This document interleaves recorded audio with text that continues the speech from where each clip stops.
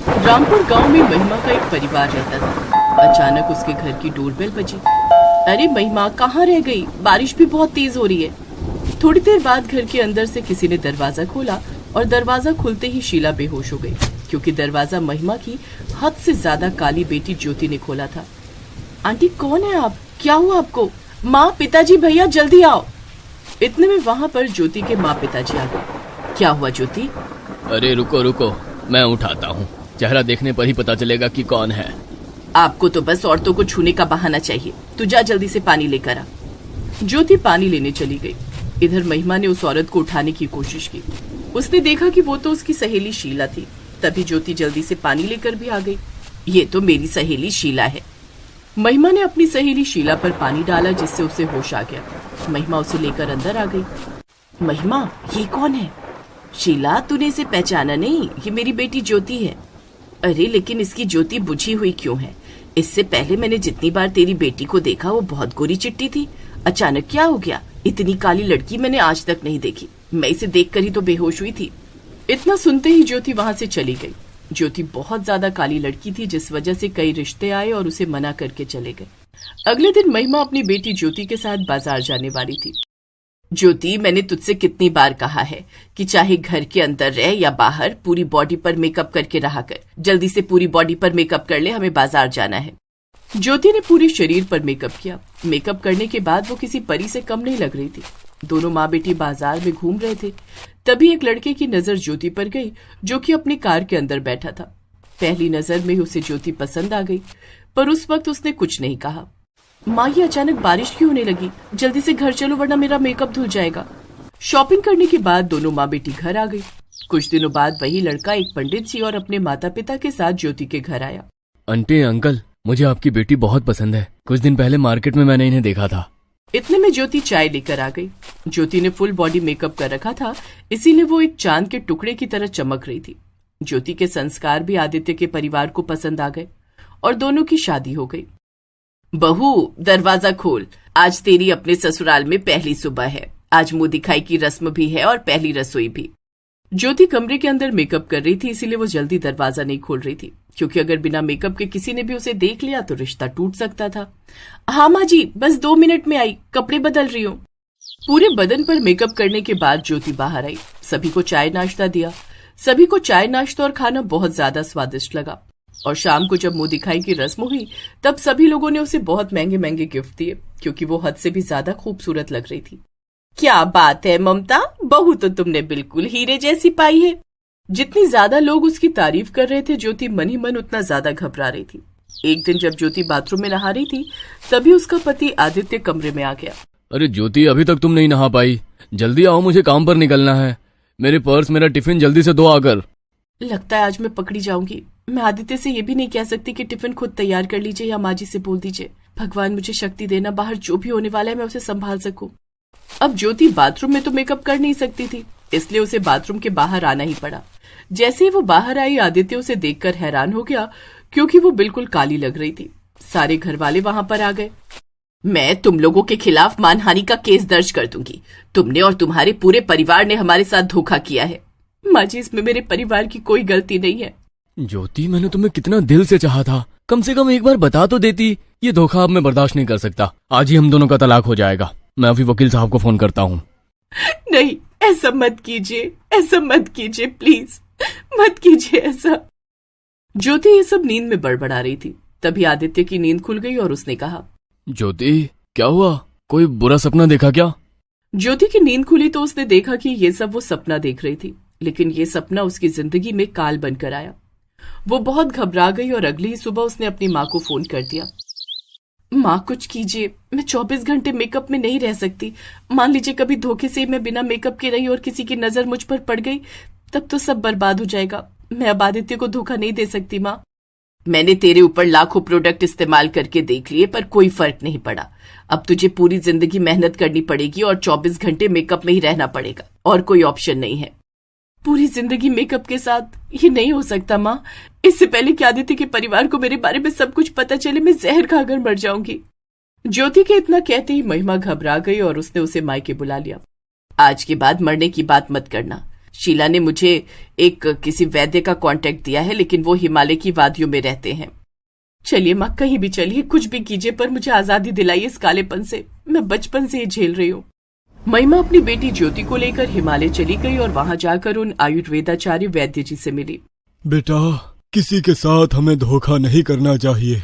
अगर ऐसी कोई बात थी तो आप लोगों को शादी से पहले ही मेरे पास आ जाना चाहिए था। मैंने आप जैसी ना जाने कितनी बच्चियों को ठीक किया है। बाबा जी, क्या आप सही कह रहे हैं? बच्ची, आयुर्वेद में बहुत ताकत होती है। जब आयुर्वेद कैंसर जैसी बीमारी ठीक कर सकता है तो काले से गोरा करना कोई बड़ी समस्या नहीं है। वैद्य जी ने उन्हें कुछ आयुर्वेदिक जड़ी बूटियों और कुछ नीम की पत्तियां भी दी। इस डिब्बी में इन पहाड़ियों से निकली हुई जड़ी बूटियों का मिश्रण है, जिसे गर्म पानी के साथ हर रात सोने से पहले पीना है और इन पत्तियों का लेप बनाकर चेहरे पर लगा लेना है। बाबा, अगर ऐसा हो गया ना तो मैं दोबारा आपके पास आऊंगी। चलते हैं बाबा, प्रणाम। खुश रहो बेटा। खैर, अगले दिन ही वो लोग अपने घर आ गए। उसी दिन से महिमा ने अपनी बेटी का इलाज शुरू कर दिया। पहले दिन से थोड़ा थोड़ा फर्क समझ आने लगा। ऐसे ही 1 हफ्ते बीत गए। आदित्य ने उसे फोन किया। ज्योति, तुम्हें पता है ना कि मैं बिना अपनी ज्योति को देखे हुए एक पल भी नहीं रह सकता, और तुमने 7 दिन लगा दिए। मेरी माँ की तबीयत थोड़ी सी खराब है, मैं 5-6 दिन में आ जाऊंगी, आप फिक्र मत करो। क्या माँ जी की तबीयत खराब है? मैं कल ही आता हूँ उन्हें देखने। अरे नहीं नहीं, आप मत आना, बस हल्का फुल्का बुखार है, ज्यादा कुछ नहीं हुआ, परेशान मत हो आप। अब ज्योति काली से हल्की सांवली हो चुकी थी। वो जड़ी बूटियां भी खत्म हो गई थी। अभी भी पूरी तरीके से वो गोरी नहीं हुई थी। इसीलिए दोनों लोग फिर बाबा के पास गए और फिर से जड़ी बूटियां लेकर आ गए। लेकिन जैसे ही वो लोग हिमालय से लौटे, उन्होंने आदित्य को अपने घर में पाया। ये क्या ज्योति? मुझे माफ कर दीजिए आदित्य। अरे माफी क्यों मांग रही हो ज्योति? ये जो तुमने सांवला मेकअप किया है ना, गजब लग रहा है तुम पर। मैं बस माँ जी के हालचाल लेने आया था। जाओ बेटा, दामाद जी के लिए चाय नाश्ते की व्यवस्था करो। अरे नहीं माँ जी, मैं किसी इंपॉर्टेंट मीटिंग के लिए इधर से गुजर रहा था तो सोचा आपके हालचाल ले लूं। इसके बाद आदित्य वहां से चला गया। महिमा और उसकी बेटी ने चैन की सांस ली। चलो अच्छा है, तेरा सांवलापन तो उसे पसंद आया। माँ, आदित्य को लगा कि मैंने सांवला मेकअप किया है। अभी मैं अगर ससुराल गई तो उन्हें लगेगा कि मैं 24 घंटे सांवले मेकअप में ही रहती हूँ। शक हो जाएगा उन्हें। उन जड़ी बूटियों का उन लोगों ने 1 हफ्ते तक इस्तेमाल किया और धीरे धीरे ज्योति के पूरे शरीर में चांद जैसा निखार आ गया। वो जितनी मेकअप करने के बाद खूबसूरत लगती थी, उससे भी कहीं ज्यादा वो अब लग रही थी। अरे वाह, बचपन से मेरी बच्ची को लोग बदसूरत कहकर चिढ़ाते थे। मुझे नहीं पता था कि मेरी बेटी इतनी ज्यादा खूबसूरत है अंदर से। ये सब वैद्य जी का कमाल है माँ। अब चलते हैं, बाबा जी को धन्यवाद करके आते हैं। माँ बेटी एक बार फिर वैद्य जी के पास गए, लेकिन वहां जाने के बाद उन्हें पता चला कि वहां पर कोई वैद्य जी नहीं रहते। देखिए बहन जी, आप लोगों को किसी ने गलत बताया है। यहाँ हम 50 साल से रह रहे हैं, यहाँ पर कोई वैद्य नहीं रहते। आजकल डॉक्टर का जमाना है माता जी। मुझे नहीं पता कि आप कौन थे। आप सच में वैद्य थे या परमात्मा, हमें नहीं पता, लेकिन मेरे लिए आप एक परमात्मा ही थे, परमात्मा ही रहेंगे। घर वापस आने के बाद ज्योति ने आदित्य को फोन किया। क्या बात है आदित्य, आप तो मुझे भूल ही गए। अरे ये तुम कैसी बातें कर रही हो ज्योति? अरे मैं मजाक कर रही थी। अब मैं फ्री हो गई हूँ, कल मैं आपका इंतजार करूंगी। अगले दिन आदित्य उसे लेकर घर आ गया। ज्योति, ये वाला मेकअप अब तक का बेस्ट है, बहुत सुंदर लग रही हो तुम। अरे इस समय मैंने बिल्कुल मेकअप नहीं किया हुआ है। ज्योति, आज के बाद तुम मेकअप मत करना। बिना मेकअप के तुम एंजल लगती हो, एंजल। नजर ना लग जाए इसीलिए तो मेकअप करती हूँ, ताकि कम खूबसूरत लगूं। तो इस तरह ज्योति के परिवार को कभी पता नहीं चल पाता कि वो शादी के समय काली थी। सब खुशी खुशी रहने लगे। निहारिका एक गरीब लड़की थी जो कि अपने 10 साल के छोटे भाई के साथ एक किराए के मकान में रहती थी। वो एक साड़ी की दुकान पर काम करती थी। भैया, ये पिंक कलर की साड़ी सिर्फ एक ही बची है। बड़े बड़े बिजनेसमैन इस पिंक साड़ी का ऑर्डर पहले से ही दे देते हैं। जल्दी से ले लीजिए वरना स्टॉक खत्म हो जाएगा। फिर 1 महीने तक इस कलर की साड़ी नहीं मिलेगी। अरे क्या सोच रहे हो, जल्दी से ले लो वरना साड़ी बिक जाएगी। वैसे भी मेरा नाम पिंकी है और साड़ी भी पिंक कलर की है। मेरे नाम और मेरी पर्सनैलिटी पर बहुत सूट करेगी। भाभी जी, आपने बिल्कुल सही कहा, ये साड़ी आप पर खूब जचेगी। ठीक है, औरतों की पसंद मुझे क्या पता। कितने रुपए की है ये साड़ी? वैसे तो ये साड़ी 20,000 की है, पर भाभी जी के लिए 18,000 लगा दूंगी मैं। ठीक है, ये लीजिए पैसे और साड़ी पैक कर दीजिए। तो इस तरह से वो लोग साड़ी लेकर चले गए। लेकिन निहारिका का मालिक ये सब देख रहा था। मालिक उसके पास आया और बोला, अरे क्या बात है निहारिका, केवल 12,000 की साड़ी तुमने 18,000 रुपए की बेच दी। कमाल की लड़की हो तुम, हैं? ये सब कुछ मुझे आपने ही तो सिखाया है अंकल। चलो बहुत रात हो गई है, दुकान बंद करने का समय भी हो गया है। ये लो 2,000 रुपए मेरी तरफ से तुम्हारा कमीशन। अपने भाई के लिए कपड़े और मिठाइयाँ ले जाना। आपका बहुत बहुत धन्यवाद अंकल। अरे इसमें धन्यवाद की क्या बात है, धन्यवाद तो मुझे अदा करना चाहिए। दुकान बंद करने के बाद निहारिका बहुत सारी मिठाइयाँ और खाना होटल से पैक कराकर अपने घर आ गई। क्या बात है दीदी, आज आपको पेमेंट मिला है क्या? अरे नहीं छोटू, तू बस मिठाई खा, बाकी चीजों पर ध्यान मत दे। दीदी कहीं आप मेरी खुशी के लिए कुछ गलत काम तो नहीं करने लगी? तू मेरा छोटा भाई है ना, बड़ा भाई बनने की कोशिश मत कर। वो क्या है ना, आज मैंने 12,000 की साड़ी 20,000 में बेच दी, जिससे मालिक खुश हो गया और उसने मुझे कमीशन दे दिया। जब आपके पास इतना दिमाग है तो आप खुद ही दुकान क्यों नहीं खोल लेती? खोलूंगी छोटू, बहुत जल्द अपनी दुकान खुलेगी, लेकिन इसके लिए ढेर सारा पैसा चाहिए ना। तू इस बारे में मत सोच, तू पढ़ाई पर ध्यान दे और खाना खा ले जल्दी से, सुबह स्कूल भी तो जाना है। तो इस तरह से वो दोनों भाई बहन खुशी खुशी उस रात जाकर सो गए। सुबह छोटू के स्कूल जाने के बाद निहारिका अपनी दुकान के लिए निकल ही रही थी कि तभी वहाँ पर उसका मकान मालिक आ गया। अरे चाचा, आपका किराया तो 2 दिन बाद देना है ना, 2 दिन पहले ही आ गए। अरे नहीं नहीं बिटिया, मैं तो बस मार्केट जा रहा था तो सोचा तुम दोनों का हाल चाल ले लूं। आइए चाचा, पानी पी लीजिए, अंदर आइए। अरे नहीं नहीं बेटा, मुझे लग रहा है कि तुम अपनी दुकान पर जा रही हो। ऐसा करना, अपनी पसंद की 2 साड़ियाँ ले आना। मेरी बीवी मुझसे नाराज है, साड़ी गिफ्ट कर दूंगा तो रात में मान जाएगी और उसके पैसे किराए में काट लेना। अरे कोई बात नहीं चाचा, उसकी फिक्र आप मत कीजिए, मैं अपनी दुकान की बेस्ट साड़ी आपके लिए लेकर आऊंगी। मकान मालिक वहाँ से चला गया और निहारिका अपनी दुकान चली गई। अभी तक निहारिका से सब लोग खुश रहते थे, लेकिन उसे नहीं पता था कि आज जो होने वाला था उसके बाद हर कोई उससे नफरत करेगा। अभी तक मालिक नहीं आए, कोई बात नहीं, मैं ही दुकान खोलकर साफ सफाई करके पूजा कर देती हूँ। निहारिका ने दुकान खोली, पूरी दुकान में झाड़ू लगाई। गंगा जल छिड़कने के बाद उसने जैसे ही अगरबत्ती जलाई, वैसे ही माचिस की जलती हुई तीली एक साड़ी पर पड़ गई, जिस पर निहारिका का ध्यान नहीं गया। निहारिका पूजा करने में बिजी हो गई। धीरे धीरे उस साड़ी ने आग पकड़ ली और पूरी दुकान में आग लग गई। अरे बेटा, पूजा करने में इतना ज्यादा बिजी मत हो जाओ कि दुकान का ध्यान ही ना रहे। तुम्हारी दुकान में आग लग गई है। निहारिका ने अपनी आँख खोली तो देखा कि पूरी दुकान धधक कर जलने लगी। निहारिका से जितना हो सका उतना माल दुकान के बाहर फेंक दिया और उसका हाथ भी आग में जल गया। इतने में वहाँ पर मालिक आया और फायर ब्रिगेड को बुलाकर सारी आग बुझा दी। कैसे व्यापारी हैं आप? पूरी दुकान एक लड़की के भरोसे छोड़ दी और उसी लड़की ने आपकी दुकान में आग लगा दी। आपकी दुकान का इंश्योरेंस तो होगा ना? नहीं, मेरी दुकान का कोई इंश्योरेंस नहीं था। निहारिका, मैंने तेरे बारे में ऐसा नहीं सोचा था। तूने मेरी दुकान जला दी। निकल जा यहाँ से। और सुन लो सब लोग, कोई भी दुकान वाला इस लड़की को काम नहीं देगा, वरना सबकी दुकान जला देगी। निहारिका कुछ नहीं बोल पाई और रोते हुए अपने घर वापस आ गई। ये क्या हो गया मुझसे? मालिक मेरी बात बिल्कुल नहीं सुनेंगे। आसपास के लोग भी उन्हें मेरे खिलाफ भड़काते रहते हैं। जब निहारिका ने दुकान जाना बंद कर दिया तब उसका छोटा भाई उससे पूछता रहता कि वो दुकान क्यों नहीं जा रही, पर वो उसे कुछ नहीं बताती। छोटू, तू बस पढ़ाई पर ध्यान दे। उस दुकान में आग लग गई इसलिए वहां पर अभी काम बंद है। मैं कहीं दूसरी जगह काम ढूंढ लूंगी, तो फिक्र मत कर। लेकिन 2 दिन तक जब निहारिका ने घर का किराया नहीं दिया तब तीसरे दिन मकान मालिक उसके घर आ गया। देखिए, मैं जहाँ काम करती थी वहाँ आग लग गई, इसलिए मैं उनसे पेमेंट के लिए भी नहीं कह सकी। जैसे ही मुझे पेमेंट मिलेगी मैं आपका किराया दे दूंगी।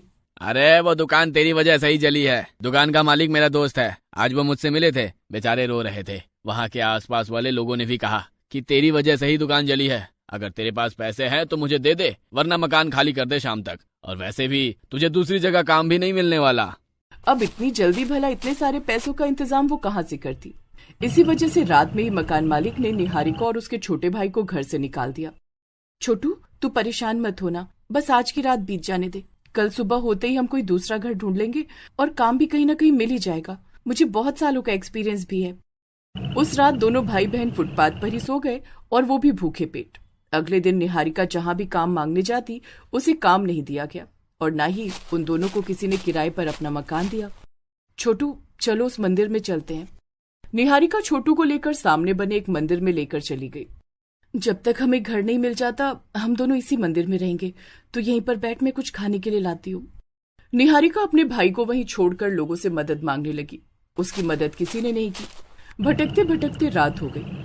उस जंगल से कुछ लकड़ियां ले आती हूँ। थोड़ा बहुत सामान तो अभी भी है ही मेरे पास। मंदिर में ही आग जलाकर खाना बना लूंगी, अपने छोटे भाई को खिला दूंगी। राधिका सामने वाले जंगल में चली गई और लकड़ियां बिनने लगी। उसे कुछ फल भी दिखाई दिए, इसलिए वो फल भी तोड़ने लगी। लेकिन तभी उसे अचानक जानवरों की आवाजें आने लगी। भाग निहारिका, इस जंगल में तो शेर है। निहारिका जंगल से जैसे ही भागने लगी वैसे ही 2 शेरों ने उसे घेर लिया, जिससे निहारिका बुरी तरह डर गई। हे भगवान, मेरे सर से तूने माँ बाप का हाथ तो छीन ही लिया। अब अगर मैं मर गई तो छोटू का क्या होगा। तभी निहारिका आंख बंद करके अपनी माँ को याद करने लगी। इतने में उन दोनों शेरों ने निहारिका पर अटैक कर दिया। पर तभी अचानक निहारिका को सोने चांदी की जादुई साड़ियों ने ठीक वैसे ही घेर लिया जैसे कि श्री कृष्ण की साड़ियों ने द्रौपदी को बचाया था। ये क्या हो रहा है? साड़ियां और वो भी सोने चांदी की। लगता है ये जंगल मायावी है, आज मैं नहीं बच पाऊंगी। जिन सोने चांदी की जादुई साड़ियों ने निहारिका को लपेट रखा था, उनकी चमक इतनी तेज थी कि दोनों शेरों की आंखें अंधी हो गई। वो वहां से भाग गए और साड़ियों ने निहारिका को आजाद कर दिया। निहारिका वो साड़ियां छोड़कर तुरंत वहां से भागने लगी। लेकिन तभी उन साड़ियों से आवाज आई, अरे निहारिका, हम दोनों को तो यहाँ से ले जाओ। हम दोनों को तुम्हारी माँ ने स्वर्ग से यहाँ भेजा है तुम्हारी मदद करने के लिए। निहारिका ने पलटकर पीछे देखा तो कोई नहीं था। अरे इधर उधर क्या देख रही हो निहारिका? मैं सोने की साड़ी हूँ और ये मेरी बहन चांदी की साड़ी। देखो, मैं वैसे ही परेशान हूँ। इस जंगल में जो भी है मुझे परेशान करने की कोशिश ना करे, मुझे जाने दो। इतने में दोनों साड़ियां खुद ब खुद उड़कर निहारिका के पास आ गई। अब यकीन हुआ? अगर तुमने मुझे यानी सोने की साड़ी पहन ली तो तुम्हारे पास बहुत सारा धन बरसने लगेगा, और अगर तुमने चांदी की साड़ी पहन ली तो तुम जो भी अपने मन में अपनी माँ से मांगोगी वो तुम्हारे सामने हाजिर हो जाएगा। अब निहारिका को थोड़ा बहुत यकीन हो गया। लेकिन तभी वहां पर निहारिका की माँ की आत्मा आ गई। निहारिका बेटा, मेरे अच्छे कामों को देखकर मुझे स्वर्ग मिला है, और ये दोनों सोने चांदी की साड़ियां मेरी दासी हैं जो मैं तुम्हें समर्पित कर रही हूँ। जो भी इन दोनों ने कहा वो बिल्कुल सच है। इतना बोलकर उसकी आत्मा वहां से गायब हो गई। निहारिका दोनों जादुई सोने चांदी की साड़ियां लेकर मंदिर में आ गई। हे भगवान, मुझे मेरी दीदी लौटा दीजिए। ना ही मुझे खाना चाहिए और ना ही घर, मुझे बस अपनी दीदी चाहिए। छोटू मंदिर में भगवान के सामने प्रार्थना कर रहा था। तभी उसकी दीदी उसके पास आ गई। निहारिका ने सबसे पहले चांदी की साड़ी पहनी और अपनी माँ से एक घर के लिए प्रार्थना की। तभी मंदिर के पास खाली पड़ी जगह में एक बहुत सुंदर घर बन गया।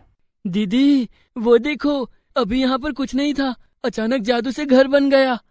वो हमारा ही घर है छोटू, जल्दी से घर चल, तुझे सारी बात बताती हूँ। निहारिका उस घर में छोटू को लेकर चली गई और सारी बात बता दी। चांदी की साड़ी पहने हुए ही उसने अपनी माँ से कुछ खाने पीने के लिए प्रार्थना की।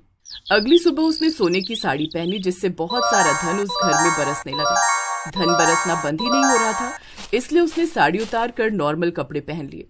अब धन की बारिश होना बंद हो गई। उन पैसों से उसने खुद की दुकान खोली और दोनों लोग खुशी खुशी अपना जीवन बिताने लगे।